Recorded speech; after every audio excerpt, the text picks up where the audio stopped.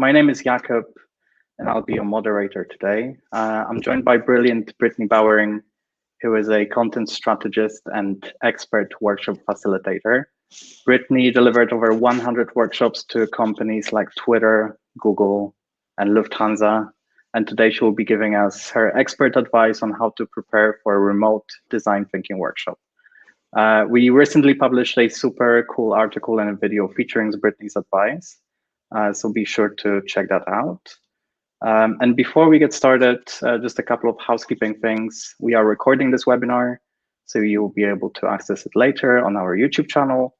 Brittni will take approximately 30 minutes, and then we'll have some time for Q&A. So if you have any questions about facilitation and design thinking, just drop them in the Q&A chat on your right. And with that, I'll let Brittni take it away. Cool, thank you, Jakob. Hello, everybody. I'm so excited to be here doing this. There was like an inexplicable amount of people who signed up for this. So it's a weird feeling when you know a lot of people are watching, but you're standing by yourself in your apartment. So that is where my headspace is at, just in case you guys were wondering. I have a few polls and a few things that I want to find out from you guys throughout. So I would really encourage you to throw your questions in. Like, I would actually just love to have a really nice meaty Q&A at the end of this and have a nice kind of discussion going on, because I always find that's where the good stuff really happens. So I'm going to try to basically give you a ton of hopefully helpful information, and then we can move into the more kind of specific questions that you have about certain, remote workshops, remote design thinking stuff, design thinking in general. Yeah, so let's just jump on in. I have a presentation here that I'm going to be clicking through. It looked nicer in Keynote, but this is a PDF, just so you know, but it's not that important. But you'll see that the transitions, oh, actually, it's not so bad. It's not so bad. Okay, so who's Brittni? That's a good question. Glad you guys are asking. I am a person who comes from Canada, and I live in Berlin. I've been living in Berlin for the past 7 or so years. It's kind of wild. And basically, I am like Jakob so nicely put it, I am a workshop expert, I guess. I've been doing this kind of thing for quite a long time. Maybe some of you know me from my days at AJ & Smart, which is just a design agency here based in Berlin. And basically what I was doing over the course of 3 years with them and then actually now on my own is running trainings and workshops for companies all over the world. So basically helping them how to, teaching them how to work a little bit better together, be creative, collaborate, and we used often design thinking and design sprints to achieve those things.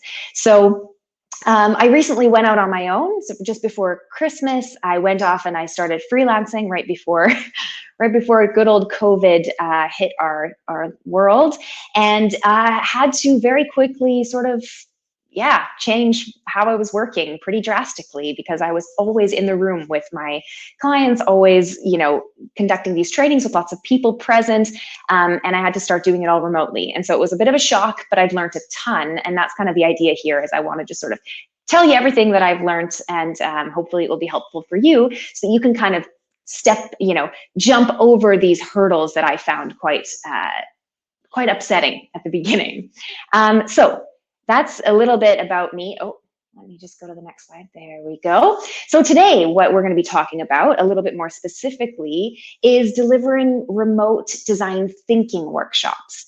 So I'm going to be talking about actually the idea of setting yourself up for the workshop. So how to plan and prepare properly for these workshops, because if there's one thing, if you've ever done a remote workshop before, one thing is that it takes an awful lot of planning and preparation, way more than in person, which I found really surprising, but it just kind of makes sense, I guess, when you're involving all this tech and people coming from different areas and time zones and different head spaces and all those things.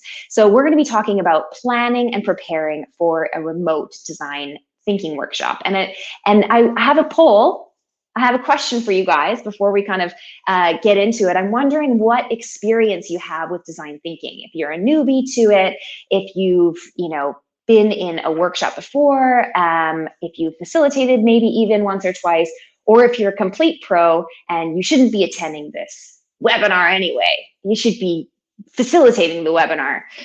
So I'd love to hear from that. I'm just going to check in on what the polls are coming up.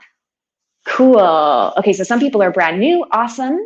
One thing that I will say is in this webinar, we're going to be talking a lot about, like I said, planning and preparing for the remote session, but not a ton about design thinking itself, right? Like the actual sort of how it all kind of comes together. But I would very highly recommend you visiting the Career Foundry YouTube channel and their blog, because there's a ton of information really helpful that will walk you through that whole kind of process, and you can learn a little bit more. But once you've kind of got that down and you want to start doing design thinking workshops, this is going to be a really helpful webinar for you. So we have a lot of people brand new. Some people have been in a workshop. Some people have facilitated. So 22% of people have facilitated once or twice. That's cool.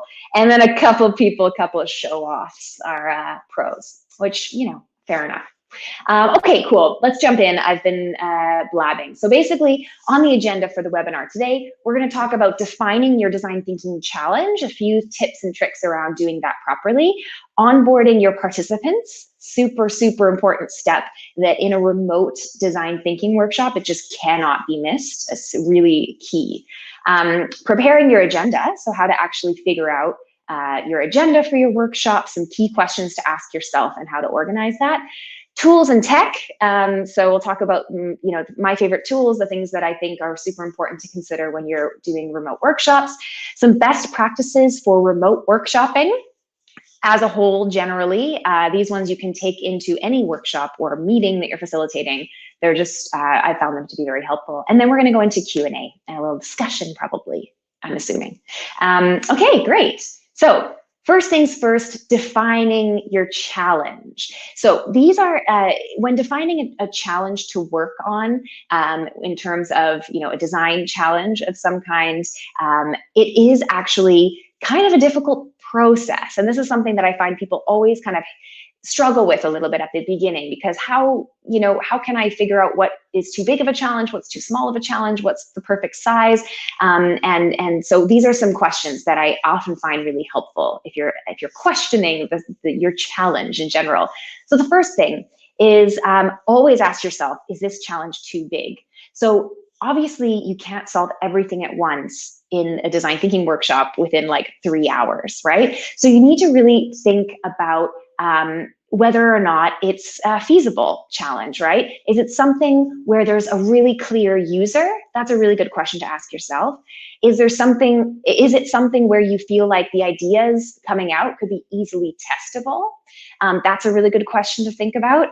And do you think that it's going to overwhelm the team? That's another thing to consider. So if you have people coming into this workshop and they're going to be like overwhelmed, or because this challenge is so huge and they're not sure how to kind of break it down, that's a really good indicator that you should kind of refine and define your challenge a little bit more.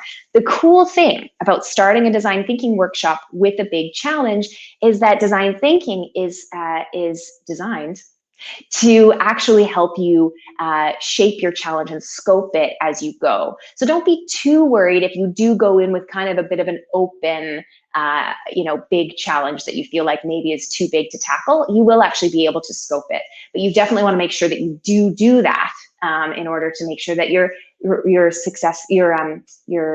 workshop is a success. So too big. The next thing, of course, is like you don't want to bring everybody together to do this fabulous design thinking workshop when all you need to do is one tiny adjustment within your product or your service, right? So thinking about whether it's too small, but some questions you can ask yourself is, could a small team tackle this challenge or this problem? And the other thing is, do you really need other perspectives in the room? So teams coming together? Do we actually need those people, coming from different sides of the business? Because if not, then it might not be the right challenge to use design thinking for. Another thing, of course, that you need to ask yourself is, is it user centric? So is the challenge a challenge for, is there a user of some kind? That's a pretty good indicator. If there's no user and it's just sort of, a small challenge or a hiccup within, your, navigation or something kind of simple where we know what the solution can probably be, then it's not worth wasting everyone's time. That's the thing about these workshops, is it's a really big commitment for a lot of people. So you need to make sure that it's worthy of everyone's time. Okay. And then a nice one to think about when you're thinking about your challenge is, what would success look like? So think about that question. So if we solve this problem, what would the outcome be? And then you can kind of think about, that helps me a lot actually when I'm doing this. I'm like, okay, what is the actual outcome that I'm looking for here? And then I kind of know what my challenge actually is, right? The outcome is that I want it to be much easier for users to be onboarded to my digital product or my app, right? So that's a really good, obvious answer that will give me a really good idea of what my challenge is. So those are some questions that you can think about that will just help you define your challenge a little bit before going into the workshop. Okay, so now that you've defined your challenge, you need to onboard participants. And actually, before you even onboard participants, you have to invite the participants. So this is something that if you're coming in as an outside facilitator, which I often am, I really team up with the stakeholder, right? The person who is instigating this, or the product owner. Me and that person are like very, very close. Maybe a little too close, They're like, whoa, back off, Brittni. All right, sorry. I got off track. It's going to happen a couple of times.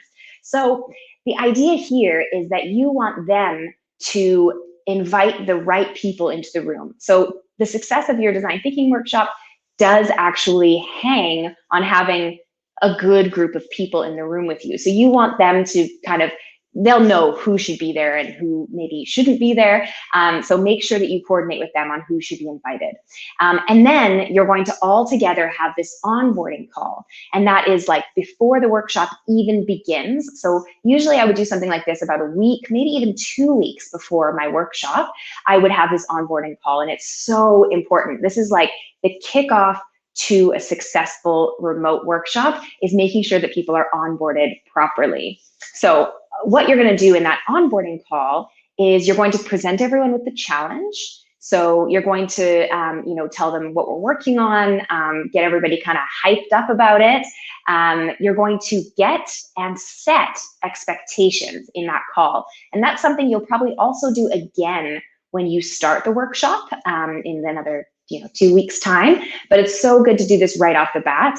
And what's important about this is that you ask people what they're expecting from this workshop. Maybe they've done tons of design thinking workshops before, and they're expecting it to be exactly like the last one they did. Or maybe they've done one, and then they're expecting that it's going to be the same, and it's not going to be. Or maybe they've never done anything like this before, and they're terrified. So you want to know what their expectations are, what they're hoping to get out of the whole experience.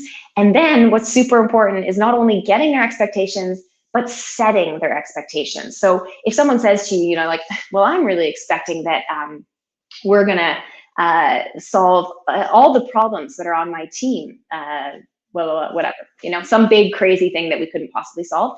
That's your cue as the facilitator of this workshop to say, that's really great, and I understand, that that's really important to you to solve those. But today, or this workshop, we're actually going to be focusing here, so we might not be able to, really achieve that. And once you've at least told them that that's not going to happen, you might have this moment where they're a little disappointed, but it's going to pay off massively in the future when you do your workshop and the whole time they're thinking, what is this? This isn't what I signed up for. This is not at all what I was expecting. So super important to get into that expectations. And then another thing I do always is explain the process to them. And it doesn't matter if everyone in the room has done a design thinking workshop before, or if no one has. I always explain what's going to happen, because you never know what their experience was before. Maybe they thought they did a design thinking workshop, but turns out it was a design sprint, for instance. So you need to make sure that everyone's on the same page of what exactly is going to happen. And you don't need to tell them the exact agenda, but you need to say, we're going to start here. We're going to start with user insights. We're super excited. You're going to have a little bit of homework to do before the workshop. Then we're going to come together. We're going to look at the user insights. We're going to, come up with some ideas. We're going to do this. And at the end, we're going to have this as the result. So basically, you want to make sure that everyone knows where we're starting and where we're ending up, but they don't need to know all the intricate details in between. But it's just so important that, that everyone's just starting on the same page and everyone's at the same level. So those are the key things to do at the beginning of your onboarding call. And then don't forget to do these things either. So this also happens in the onboarding call. Introduce your tools. So if you're using Zoom, if you're using Mural, if you're using whatever other tool you're using, we'll talk about tools a little bit more later, but make sure that you introduce them to your participants in that call. Also, I like to tell a little design thinking story where basically I'm trying to tackle any of those people who are a bit skeptical of these kinds of processes, of these kinds of workshops. I know there's going to be at least one in the room, and so I want to tell them a little bit of a story about a business that did a really great design thinking workshop, or use design thinking to solve this really epic challenge, and you kind of want to basically bring something to them where they see oh yeah, okay, I approve of us doing this. It sounds like it's a legit process that could probably also help us. And then the last thing, which may even be the most important thing, is you really want to make sure your participants feel appreciated for participating. So it's one of these things. It depends on also the dynamic of the workplace and stuff like that. But it's so important to say a genuine thank you to everyone who has agreed to give up some of their valuable time to dedicate to this challenge and to this workshop. And one thing I really like to do in this case is have the stakeholders also say something where they say, we're so excited to have you here for this challenge. We brought Brittni in, and she's really excited about working with us on this challenge, and just get everybody hyped up. The one thing that I think lacks a little bit sometimes in these situations, especially remotely, is getting the hype there where it should be, getting people on board and excited and motivated. So just try to do that right off the bat, set the tone right there. Okay, I've got water, no problem. Just a little sip of bubbly water in Germany. So I am drinking medium water, which if you don't live in Germany, you might not know what that is. In Germany, there is sparkling water, there is still water, and then there's medium, because you never know when it's too much bubble or not enough bubble, Anyway, that's just a little German tidbit in case you were curious. Okay, let's jump into preparing your agenda. So this is one of the things I always tell people when they're asking me about remote workshops. They're like, what is, give me some tips and tricks. And I just say, prepare like you've never prepared before. Just go wild with your prep. Make sure everything is super, I get a little bit crazy about preparation and planning because I hate feeling underprepared. So I go wild. I got Post-its everywhere. It's like a full beautiful mind moment in my apartment, minus the beautiful mind. Sorry, that was a little self-deprecating humor. But anyway, the point is, plan as much as you possibly can. It's actually surprising in a remote environment how much can go wrong and how many things can sort of happen to throw you off. So the more you plan, the better you are. These are the things in terms of an agenda. So when I say agenda, I'm talking about a few different things, but these are the kinds of questions that I use when I'm preparing a workshop, when I'm deciding on what exercises I want to include. So basically, the first question I ask myself is, where are we starting from? So do we have user insights? Are we starting from a point where there's already been some ideas tested and we have some of those results? Where are we starting this workshop, right? What is the starting point? It's the most crucial question you have to ask. But also, just as crucial, is where do you want to end up? What is the end goal of this workshop? So you know where you're starting, and then you want to know where you're finishing. And then once you have that, it seems obvious, but sometimes it's very overwhelming coming up with a workshop agenda, because you're like, there's tons of workshop exercises. How do I even go about choosing which ones I want to use? But if you know where you start and where you end, filling that in is a really, like, it's a nice place to start. And it becomes easier the more you do it as well. Then think about how much time you have. So I will talk about time a little bit more later and like the ideal length, but if you only have an hour to do kind of like a mini design thinking workshop, well, that's going to be pretty indicative of what you can actually, squeeze into that time slot. So think about the amount of time you have as well. And then what can you get participants to do ahead of time? So when I'm planning out my design thinking workshop, and I have all of these kind of exercises in there, and I know exactly what I need to happen, I try to pick out the things that people can do on their own time. So we don't need to have a discussion before. We don't need them to share things with each other in order for them to achieve this exercise, or to actually like bring this data or whatever. What can we get them to do when they're not actually in the room? And when it comes to remote work, this is such a key thing to think about, because being remote as we are now, it's actually pretty flippin' exhausting. So like being on camera, looking at, like, you're looking at so many different things, right? You have all these different faces. You have, your own face. You're watching your own face to make sure that you don't look like a total weirdo, right? Your brain is working at this like crazy high capacity. So you really want to reduce the amount of screen time, if at all possible. So that's why it's really nice to pull some exercises out and have people do them beforehand. Okay.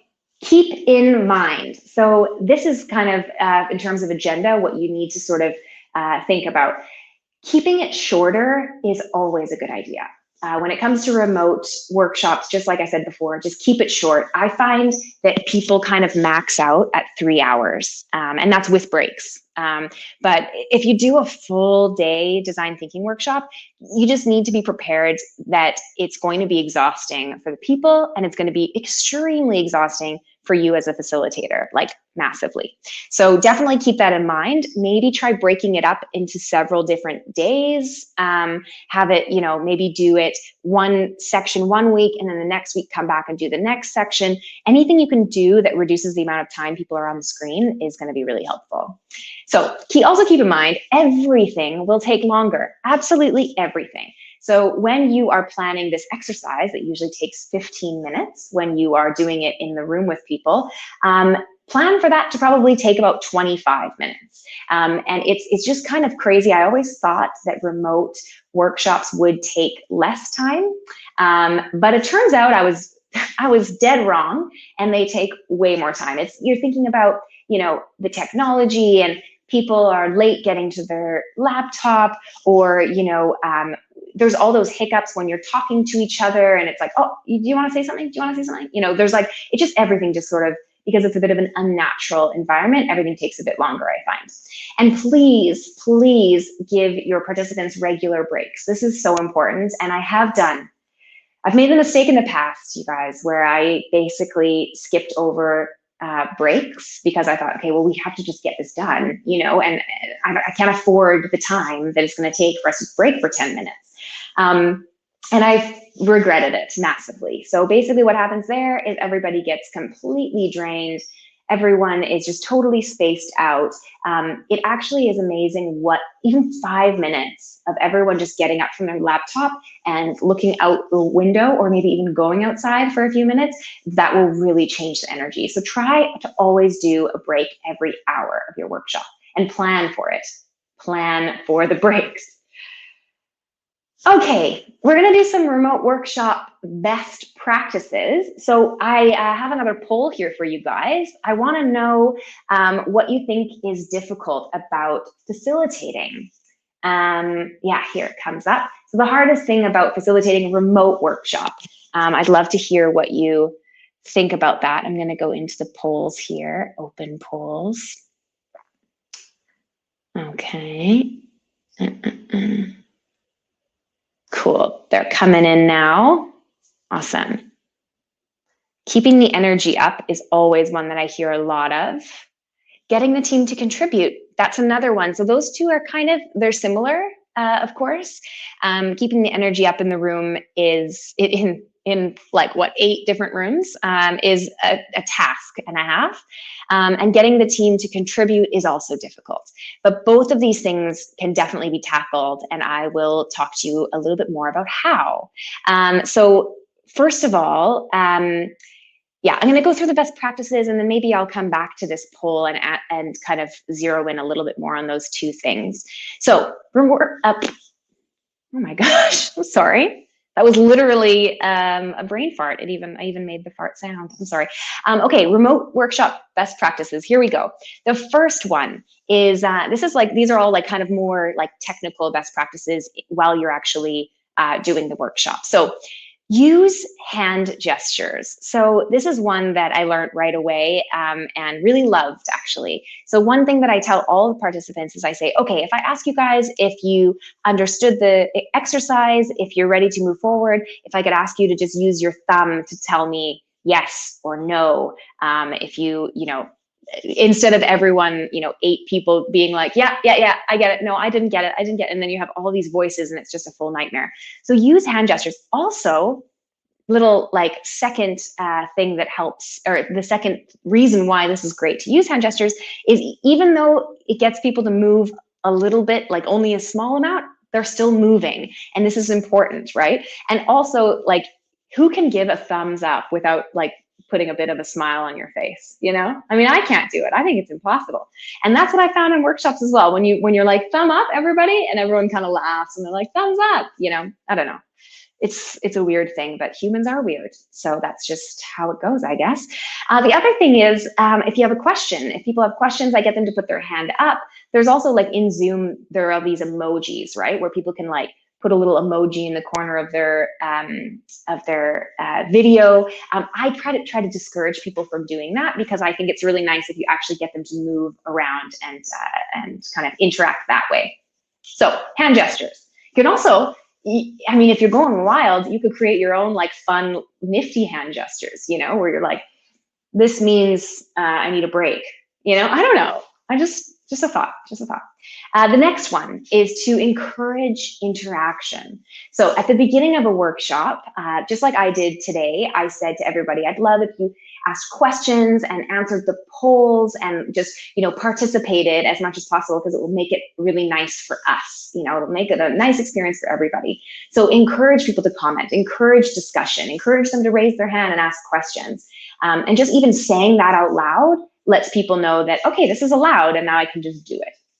And don't forget to check in on people. So I think, this is a funny thing that we often do is we kind of are trying to get so much done that we forget to sort of watch participants and see what's going on. And just asking a question to everybody and getting people to answer is a really nice way to keep people with it, like getting people to share what they're working on, or getting them to share what they found difficult about the last exercise. So it's sort of, it's just a nice way to try to keep people involved. And then use the breakout rooms. So this is a really good one for engagement. So Zoom, which is what my favorite video chat software, is great because you can break people into different breakout rooms and they can have little discussions, and you as a facilitator can pop into these rooms, which is super cool. And then you can like give them a certain time limit and everybody comes back after. It's really, really great. So encourage them to interact as much as possible. Yeah, okay, this is a really tough one. So basically you guys all said this is difficult for you. Keeping the team's energy up is really hard. So the things that will help with this: 1, the breaks. So breaks every hour. It will seem actually like you're doing breaks quite often. Every time a break comes up, you'll be like, well, we just had a break, but I'm telling you, it's super important. Every hour, have a break. The next one is, of course, energizers. So a couple of energizers, maybe we'll talk about that after. We can talk about the energizers that I love to do, but there are really simple ones that aren't too goofy, that people, even serious people, will have fun with. So energizers, super important. Anytime you feel like, okay, I can see people are shifting away or I'm losing them, just take 5 minutes and do an energizer and plan for that in your agenda. Super important. And then if you've lost them, this is like a general facilitation tip, actually. If you find your audience, you've lost them, you can tell that they're not engaged and they're not paying attention, you need to stop talking and you need to ask them something. You need to get them to engage. So it's super important, and often our automatic response is to keep talking and trying to like talk louder and talk faster and try to get people to listen a bit more. But it's actually just not helpful. You want to actually get them talking. And the last one is always intro your tools. So this will just avoid confusion and frustration on the team. You always want to make sure everybody is familiar with the video chat tool that you're going to use, the video, what do you call it? Video communicating tool, whatever. You know what I mean, Zoom. So you want to make sure everybody's aware of what Zoom is, how it works, and even if it might seem super simple to you, it might not be super simple to everybody. So that's really important. The other thing is, if you're going to use Mural or Miro, then you want to make sure that you walk people through it, like do a little tutorial if you need to with everybody. And just make sure that the first time they see the tool or they're using the tool isn't at the beginning of your workshop. It needs to be beforehand. So you need to intro those in the onboarding call, which we were talking about. And prepare your workshop exercises and keep everything simple. So the workshop exercises should actually, like in the tools, right? Like, so I make sure that everything is ready within the tools that I'm using.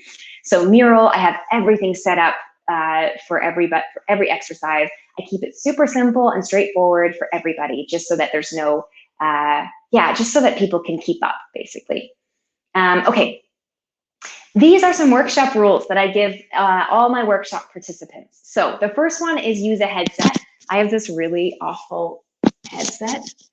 I just find it really, like if I have my hair tied back, I look kind of like an alien with really weird ears. But anyway, so a headset is super important because you will otherwise pick up the washing machine, you'll pick up the fan, you'll pick up the roommate or whatever, and then that goes hand in hand with asking everybody to mute their mics. So everybody should have their mics muted unless they're speaking, and that's a really key rule that I really try to enforce.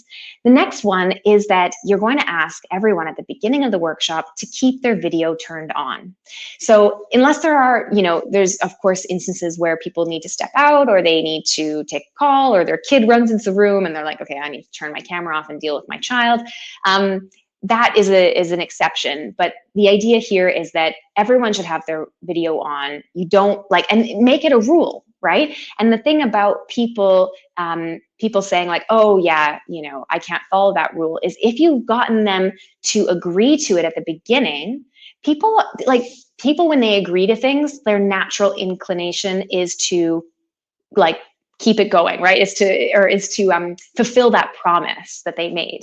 So if you get them to say and literally say, agree, does everyone agree that we're going to leave our video on? And then everyone's like, yes, and maybe they'll hesitate, but if they agree, they'll do it.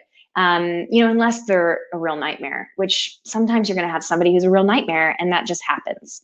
So yeah, we can talk about that at another time.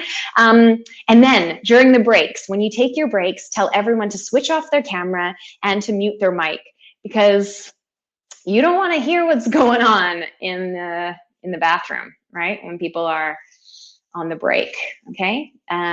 It's awful. If it's happened to you before, I don't want to talk about when it's happened to me, okay? So just get everybody to switch their cameras off and mute their mics on the breaks. Just trust me on that one. Okay, one of the last things we're going to talk about is tools and tech. So these are the things that I include in my setup, and I just find them really important. So my favorite tools, the first one is Zoom. So oh yeah, here we go. Thanks. I almost forgot about that one. So yeah, this is our last poll. So what is your favorite video chat tool? Let us know there. I'm curious. Zoom is mine. I love it. And it looks like that is, for most people, also their favorite. Yeah. So Zoom for video chat, you can do the breakout rooms like I mentioned before. It's awesome. Mural, create all your templates in advance. You can keep it really simple. It's easy for people to use as well. Some people use Miro, M-I-R-O. It's just a personal preference, honestly. I've used both. I like things about both of them. I dislike things about both of them. So I've just stuck with Mural because I also like the people that work there. I know, I'm biased. I don't know. Anyway, camera. So I actually usually advise people, if you're facilitating a workshop, to not use your laptop camera. Anything else, like a point and shoot camera, just something a little bit better, because a laptop camera is not very good. But if you have to use your laptop camera, then make sure you're focused on getting some good lighting. So for me, I have this really big light in front of me here, which is called a key light. And you can find this on Amazon. The company that I have my lights from is called Godox, Godox, and they have all kinds of stuff. I mean, they're relatively affordable lights, but you could probably find something even cheaper or more expensive and better, of course. But definitely make sure that you are well lit. Super important. You want people to feel like this is it's an experience. It's an exciting, thing that they're participating in. And that's the thing that happens when you move something that's usually in person to something remote, is that it loses that like event feel. People don't feel like they're really involved in something fun. So you need to make sure that on your side, everything is looking very professional. So you got a key light in front of you, and then a fill light actually comes from the side. You can either have it come from the side or even a little bit from behind you to the side, but that makes sure that you don't have like a terrible shadow behind you, because that's also a little weird. I actually don't have my fill light today, so you can see a shadow. And my video, I had to reduce because I don't know what it is, but in Berlin, it's really hard to get good Wi-Fi. So I had to reduce the speed of my video. So sorry about that as well, I should have mentioned. And then the last thing is the stage. So I really like to up my professionalism. I like to keep, a couple of, maybe a little bookcase behind me. Maybe you add a little greenery, right? Just make people feel like this is something, that it's a professional environment. Maybe put some books, couple of books back there, make you look a little bit smarter. I'm just saying, it's a good idea.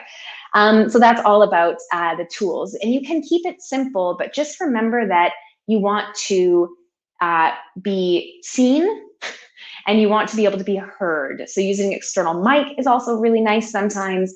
I usually like to do that as well, or just a headset. Helps a lot.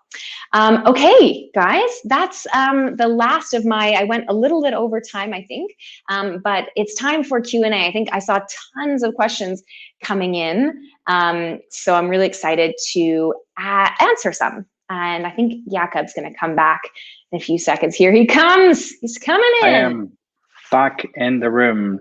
Thank you so much, Brittni. That was fantastic. I learned so much. Great. Lighting in this flat isn't great, so I'm gonna definitely purchase one of those key lights. Really, really great tip.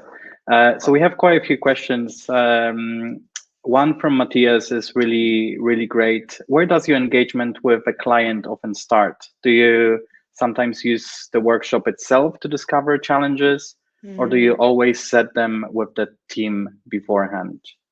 Yeah, so often when at first when I'm engaged with a client, usually they have come to me because they have an idea for a workshop or a challenge that they want to tackle.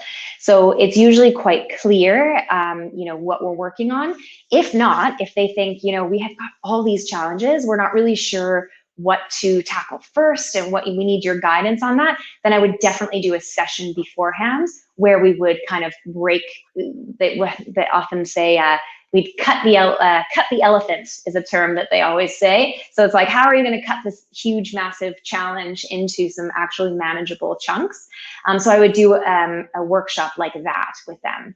And usually I would have just kind of the key people in the room involved, you know, the kind of key stakeholders. And then we would kind of pick and choose based on, usually I would use like an effort impact.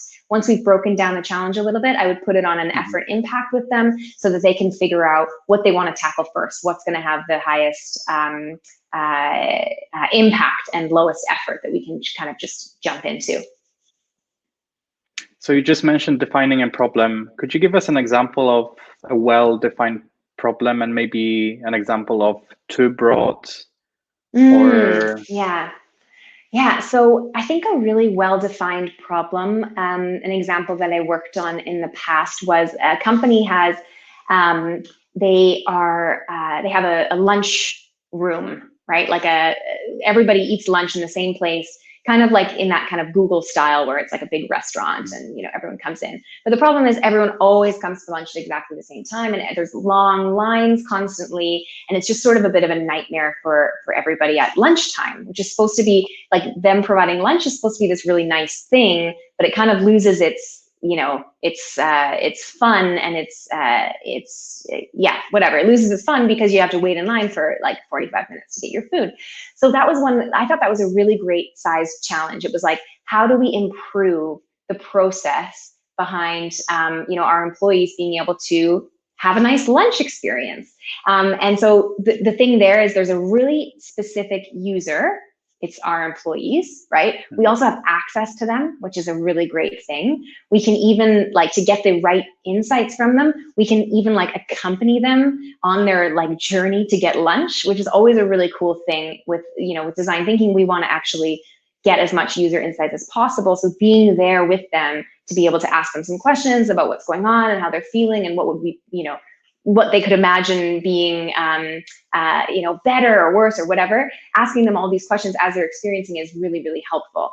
Now, a challenge that is too broad would probably be something like, how do we improve employee experience, right? Like this is, although you can like, so once I say that, I'm like, well, you could take that challenge and run a couple of sort of little sessions where you uncover what the biggest pain points are in the employee experience. But the idea is that you don't want to go at something where there's too many options, like there's too many places to go. There's, you know, in terms of coming up with ideas, it would be like, okay, well, where do we even start? Are we talking about the employee's experience when they first start at the company? Are we talking about keeping them on as a loyal employee for a long period of time? Like what is like what are we even talking about here? So you would have to break that down. The beautiful thing about design thinking, of course, is that it allows you to do that within the process. So that's pretty cool. We have so many questions. We have so many questions about energizers. How do you energize? Give us an example. Okay, so my favorite one, yeah, actually, that's not a bad one, getting everybody to jump up and down. You know, so the one that I talk about in the video and the article, I'll just reiterate because maybe some people haven't actually seen it or read it, but is the sketching game. So this one's really fun, especially for like more introverted people. You basically have in your mural, you have a few different quadrants. Everybody has their own quadrant, and you give them an animal to draw. You give them 1 minute to draw this animal, and everyone draws the animal. And then you can look at everybody's images, and everyone laughs, and some people are good at drawing, some people are terrible, but it's all in good fun. And then you give them 30 seconds to draw a different animal, and then the last round is 10 seconds to draw a different animal. And it's hilarious. Like, I know it sounds a little kind of, I mean, it sounds childish, and I guess it is, but it is so funny. And everybody just, you start like talking about what, you know, the best animal looks like, and someone's animal looks actually like something else. It's like a whole thing. Another one that's a little bit faster to do, and you can kind of just pick up and go if you feel like you're losing the energy in the room, is this one where you name a color. So it's like everyone's sitting down and you say, okay, red is the color, and everyone has to find in the room that they're sitting in something that's red, and they have to bring it, you know, over. So for instance, I would bring this box. It's actually white, but anyways, or whatever, a book or whatever they find. Maybe it's their animal. I don't know why someone would have a red animal. Sorry. But anyway, so that's a really fun, easy one. I've also played charades, which I thought was really fun. So in the private chat, in Zoom, you can like privately message one person. So whoever you choose, I usually choose the person who is kind of most comfortable, and maybe, they kind of know everyone, because you don't want to call someone out who's maybe a bit nervous or shy, but you give them a charade. So you tell them like the name of a movie or a book or something, and then they have to like act it out, and then everyone else has to guess. It's very fun. So any of those are really, really good. And I would honestly, if you're looking for really good energizers, I would check out Mural. They have tons of templates on there that are just excellent. So yeah. Check out Mural then. What is the best size? What is the best size for a group? For a workshop? Yeah. So I don't like to, in a remote workshop, exceed like 8 people. I find like, anywhere, like I find like 7 to 9 is sort of a nice number. You can even do it with less than that, but you definitely don't want to go over, once you hit like 10 people, it starts to be a real nightmare. And, you've got way too many things going on and people to manage.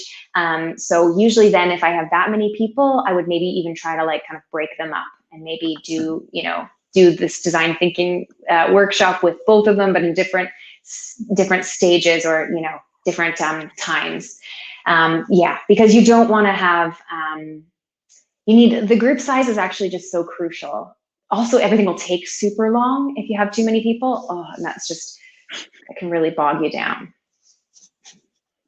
What about some participants that are maybe camera shy and they don't want to be in front of the camera? How do you convince them that they should switch on the cameras for better participation? So usually I kind of tell them that, like I tell people all at the beginning of the workshop, that it will just be really sad if I'm the only one with my camera on and everybody is like, I'm staring at like a blank dark screen.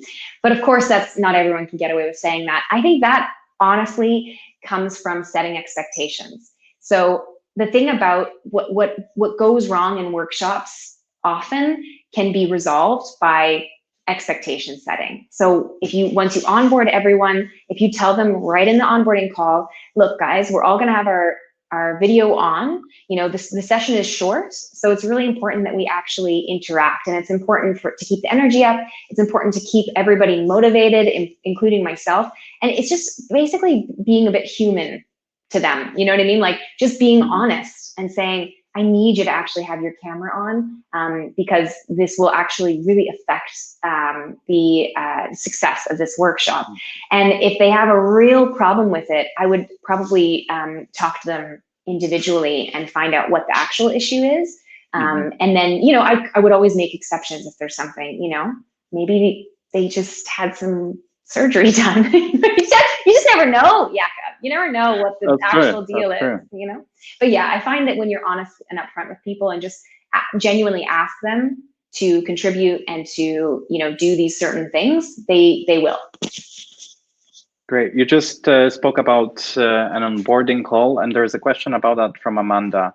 How long is an onboarding call typically? And should all the attendees of the workshop be participating in that call, or just key stakeholders? So I would have all the participants definitely be a part of that onboarding call. This is like the real kickoff to your workshop. And this is sort of where you set everything up. You set expectations with everyone. You tell them what's going to happen. Usually I would book about an hour for these kinds of calls, because I want to make sure that there's enough time for people to ask me questions. I want to make sure that everybody has the opportunity to voice concerns. You just want to make sure that everyone feels as relaxed and as comfortable as possible before you go into the workshop. Because once you're in the remote workshop, it's different than in person. You're not able to like stop and talk to someone on the sidelines very easily anyway. In person, you can, at the break, you can go grab a coffee and talk to somebody. But in the breaks here, everyone's, alone in their apartments or their houses. So the thing is, you actually do have to make sure that everybody's on the same page and relaxed, and they understand what's going to happen. They know what's going to happen to them. Hopefully nothing bad, but that's, for me, that always defines the success of my workshops, is the beginning, the start. Mm-hmm. And do you also use this onboarding call to check participants' tech, like cameras, audio, internet connection? Yeah, so I would mention it in the onboarding call. One thing I would do in the onboarding call is definitely, introduce them to the tech that we're using. So we're going to use Zoom. Has everybody used Zoom? We're going to use Mural. Let me just show you Mural really quick, show you how to make a post-it, show you how to move it. These really simple actions. If you're dealing with people who are really like tech savvy, then what I would usually do is bring it up in the onboarding call and say, we're going to use Mural. Have you guys used it? And then a couple people might be like, yeah, I have, whatever. But if they're really if they're from like a tech company or something, then I would just send them the link to Mural and just say, feel free to pop around in there before the workshop. Just make sure that you're familiar with kind of the basics of how it works. Because you don't want to, what you don't want to do is, of course, demotivate people by treating them like children. But the thing is, sometimes you're working, often, especially design thinking is becoming so popular in all these large, big organizations with people who have never even heard of a digital whiteboard before. So you do need to make sure that you make everybody comfortable. That's like one of the key things.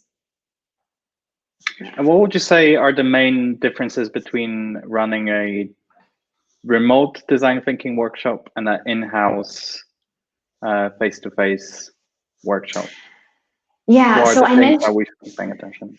Yeah, so I mentioned before the idea of making it an event, and I can't stress this enough, that people are going to be, at least a couple of them will probably be dreading this remote workshop. Whereas in an in-person workshop, people actually usually are kind of excited about that, unless they're really busy and they have to be taken away from their work, then they might not be. But usually people are like, oh, this is cool. I get to take time out of my day to do this cool thing. I'm with my colleagues, it's a special event. Whereas remotely, it's really hard to get that feeling across. So you need to work a little bit harder as the facilitator. So that's why I really encourage people to include energizers and make sure you have a really professional setup and make people feel like it is something special that they're involved in. Because the more that they feel like this is like a unique, special thing, the more they're going to contribute, the more they're going to engage. So those are the key things. And then that, of course, leads me to the factor of energy levels and engagement. It's so hard remotely to manage that. It just is. And, there aren't these there's no secret of here's how to do it, the best. It just is difficult. So you need to be aware of that. You need to watch people carefully. You need to ask questions. You need to encourage the interaction, because if you don't, then it becomes like a webinar where, I'm just speaking and people are kind of typing things, although actually we're getting a lot of interactions. I shouldn't say that, but you don't want it to become like a TED Talk, where you're just constantly speaking and speaking and no one else is, because that is what disengages people the fastest. And then the other thing, when it comes to one key big thing, when it comes to remote design thinking workshops versus in person, is you do actually want to, like I mentioned before, give people, allow people to do some of the work before you come and see them, and break things up so that the time that you're spending on the camera, on your laptop, is as little as possible. At least, not as little as possible, but it's just exhausting talking. You guys, if you've done Zoom calls all day, it's absolutely exhausting. And I've realized, I think I was reading something about this, but it's because you're watching, you have so many things that you're watching when you're doing a Zoom call. You're watching everyone else's face, you're watching your own face, and you're being very judgmental about your own face and what you're doing and how you're looking. plus you're trying to contribute and you're navigating all these different tools. So it's really exhausting. So the shorter your workshop, the better. And that means you need to plan. You need to plan ahead. You aren't able to, in a remote workshop, be super agile. This is, it's good if you can be a little bit and you can kind of, switch things around if you need to, or you're like, pull out that exercise because that one's not going to work and add something. But you need to plan so much, because in person, it's super easy to be like, okay, and now we're going to do this completely different exercise that, I wasn't planning to do, but now I'm doing, and no one knows. But in a remote setting, they have all the exercises lined up for them. They know exactly what's going on. So it's, it's challenging. It's really challenging. And the other thing is that I would always encourage people, like the first time you do it, it will be really, really exhausting. Like doing an in-person workshop is exhausting. But then after I did a remote workshop, I was like, oh man, I didn't even know what exhausting was. So just be aware of that, and allow yourself that to embrace it, and just know that you probably shouldn't make plans after your remote workshop, because you'll be a complete deadbeat. Great, thanks, Brittni. I'm just gonna I realized I can just switch to the camera so everyone can see you better. Yeah, easier talking about that Zoom call. So another great question. You talked about planning a lot, but have you ever had to adapt or modify your workshop depending on the vibe in the room? Yes. And change maybe some of the exercises? Can you give us an example? Yeah. So let me think of an example. So sometimes so I was doing a workshop a little while ago where we were trying to think how I can explain this quickly. It was a content workshop, right? So we were kind of talking about content strategy and ideas, and kind of doing ideation sessions and that kind of thing. Yeah, all that kind of stuff. And basically, what happened was we'd done so much. Like we'd done all these exercises that were building up towards this one kind of big exercise, but it happened to be that the jump from all these little exercises to the big exercise was too big, right? Everyone was like, whoa, that's like, I'm not quite prepared for that yet. Mm-hmm. And one thing that I find in workshops that works really well, if you find yourself in that situation where you're like, ooh, I thought they'd be here, but they're a few steps behind that place, like where I wanted them to be. What I usually do is just get them to do the exercise we just did again, but as like an iteration. So as okay, now that you've done this exercise once, let's do it one more time. And you act as if this is exactly how it was supposed to be. You always plan for them to do 2 times this exercise. And what you can also do is redirect them a little bit. So sometimes, like I've had this happen before, where people just do the exercise completely wrong, and that's because I didn't explain it well, right? So I've had that happen where people like took the exercise and went down, and everyone did the same thing. Like they all did it wrong, and I'd done this exercise many times before, but people always got it right. But this one time, everyone on the team just totally got it wrong. And so what I did was I just kind of said like, oh, that was so great. And this is kind of a side note. You always want people to think that everything's in control. So you never want to say like, oh, that wasn't at all what I wanted you guys to do. Actually, you all did it wrong. First of all, they lose confidence in you, and they also just feel bad and demotivated. So what you want to say is like, that was excellent. That was so great. Now what I want you to do is shift, you're thinking a little bit and start to, do this exercise in this frame of mind, and then they're like, oh, cool. So you first wanted us to do this, and now you want us to do this. And then all is resolved. So definitely you have to be able to feel those things out. And I do find that happens quite naturally. If you've done a few workshops, you start to see how things go and what you need to pick up or put down. And then of course, energizers are the other thing that I just throw in whenever I feel like I need one. So yeah, it is good to be a bit flexible. And the more you plan, the more flexible you can be. And what about staying objective as a as a facilitator. So we have a question from Anvika. As a designer facilitating the workshop, how would you avoid your design inputs and ideologies from affecting the outlook of the group? Yeah, this is tough. It's not easy. Facilitating is hard for a lot of reasons, and that's definitely one of them. As a facilitator, so there are a couple of things, because with certain processes like design thinking, you do want to, as a facilitator, be able to navigate people a little bit, right? You don't want to tell them what to do in terms of like ideas and this kind of thing, but you do need to be able to kind of push them in a certain direction, right? So a little bit of that is okay. But the other thing is, you have to just know that you have to trust in the process. The process is what is going to get us to the result that we want, right? It's not me, it's not the people, but it's the process. It's everything together. Us walking through these exercises, we're doing them all. We're starting here, we're ending there, and we're just sort of, that's the kind of thing that we need to rely on. So I guess for me, it's about relaxing about the fear that it's all riding on me. And it's like, okay, I need to make sure that everyone knows what they're supposed to do, because if I don't get a good outcome, then I'm in big trouble. But actually, what we need to do is really focus on the process and allowing people that creativity, that distance, to be able to be creative. And you have to just trust and embrace, I guess. That's a really great question. I hope that was somewhat of a coherent answer. It's a tough one. And talking just the last couple of questions, talking about outcomes, we have a really good questions from Marco. As part of the UX design process, how could you cultivate the stakeholders in order to make them understand the benefits obtained from this workshop?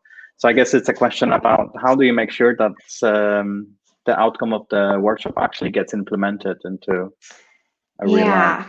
Yeah. So one of the things that I find, this is kind of like just a really simple thing that you can do, but I find it so effective, is you need to record what you're doing in some way or another. So when you're running a workshop and it's solving a big challenge, you need to be able to show people afterwards what you did and how you've solved it, right? So whether that's with photos or with video or with, another thing that I think is so important is whenever you do user testing or you're getting user insights, you want to be able to share those. So if you can like record your user tests, stakeholders love to watch a user test. They just go crazy for it because it's out of their, usually it's out of their realm of what they would do, but they want to know that stuff, right?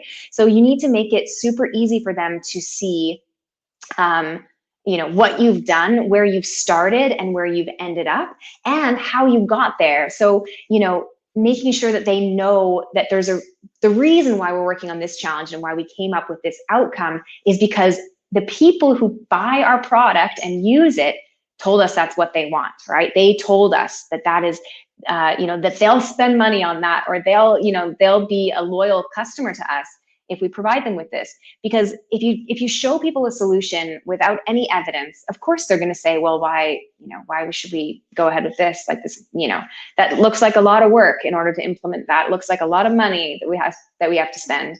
So you need to make a case for that, basically. And I've found using the user insights is such a great place to start. Great. I promise this is the last question, but it's really good one for everyone beginning their journey with design thinking workshops. So this question is from Hendrik.